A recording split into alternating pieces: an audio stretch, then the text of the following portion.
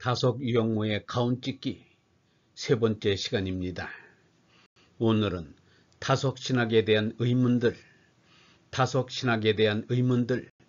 제목으로 말씀드리겠습니다. 세 번째, 다속신학에 대한 의문들.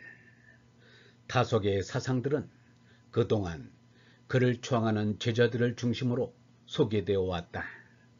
다속 사상들이 파묻히지 않고 알려질 수 있었던 것은 무엇보다도 그들의 헌신적인 노력의 결과라고 할 수 있다. 그러나 그들은 그들 스승의 사상을 그들이 나름대로 이해하는 틀에서 해석해온 경향이 강하다. 그래서 다속은 몸나를 탈피해서 얼라를 추구한 종교사상가, 모든 종교를 다 인정한 종교다운주의자 또는 일식, 일좌, 일원, 일인을 실행한 철저한 금욕주의자 등으로 그려져 소개되어 왔다. 그렇게 해서 쌓여진 다속에 대한 이미지들은 아직도 서구 신학의 틀에서 벗어나지 못하고 있는 한국 그리스도인들에게 그의 사상이 주류 신학의 범죄에서 벗어난 것으로 비춰지게 하는데 일조를 했다. 더욱이 다속이 일반 신자들에게 널리 퍼져 있는 값싼 은총의 구원론을 극복하기 위해 보편적 그리스도론에 가까운 수사적 주장을 전개함에 따라 과연 그의 사상으로 크리스천 신학이 가능할까 하는 의심마저 들게 했다. 그러나 그의 글을 자세히 들여다보면 이러한 우려는 오해일 수 있다는 것을 알 수 있다. 오히려 놀랍게도 복음적이고 정통적 개혁신앙에 뿌리를 두고 있는 대목들을 그의 사상에서 발견하게 된다. 그의 다속에 대해 여러가지 비판들이 나오고 있다. 예컨대 그의 종교사상은 높이와 깊이는 있는지 모르나 너무 심각하고 딱딱해서 신명이 없다. 그의 사상은 이리관주와 화련관통을 성취했을지 모르나 법렬이 없다. 다시 말하면 깨달음은 있으나 부처의 미소가 없다. 그의 인생에서 고체의 자강불식과 나비의 꿈만 있을 뿐 나비의 춤은 없다. 그리스도의 이 땅에 오심과 더불어 이미 성취되어 우리에게 주어진 생의 찬묘와 환희가 없다.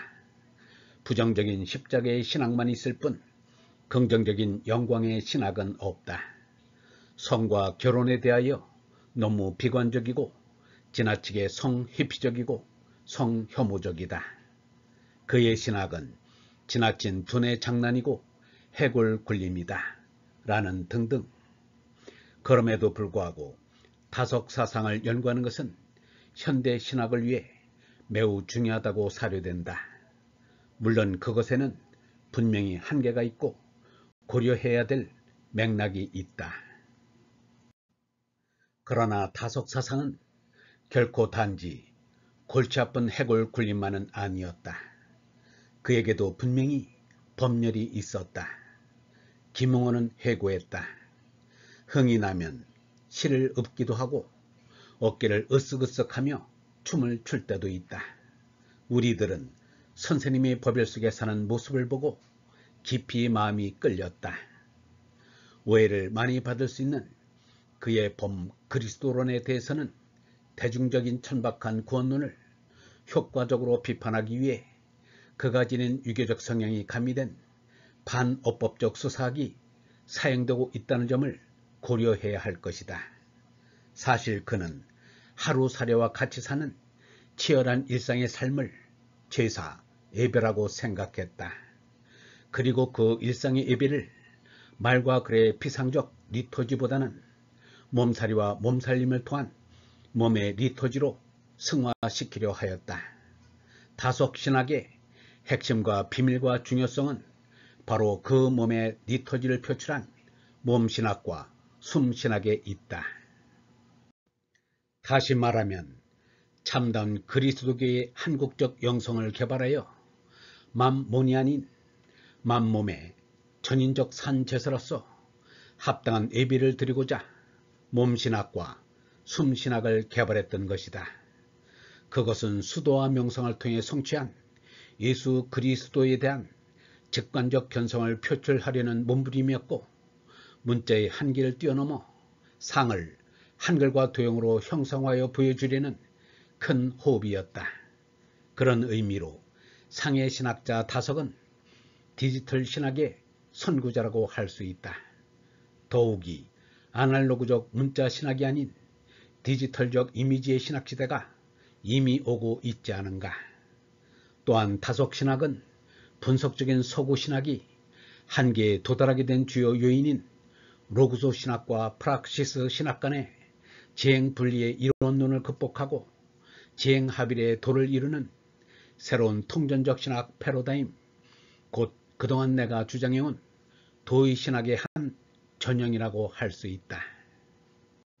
그러므로 나는 한국 신학의 한 광맥으로서, 그리고 도의 신학의 한 전형으로서 다석 신학은 앞으로 한국 신학이 글로벌 신학으로 발전하는데 큰 도움을 줄 수 있을 것이라고 생각하는 것이다.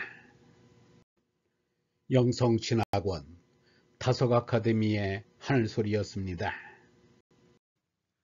다석 아카데미에서는 기복신앙에서 영성신앙으로, 예배 종교에서 깨달음 종교로, 행복 추구의 삶에서 진리 추구의 삶으로, 멸망의 몸생명에서 영생의 얼생명으로, 사람의 아들에서 하느님의 아들로, 탐진치에서 진선미로, 거짓나에서 참나로, 교리신앙에서 진리의 신앙으로, 타율적 신앙에서 자율적 신앙으로, 조직 의존의 신앙에서 독립 자유의 신앙으로 인도합니다.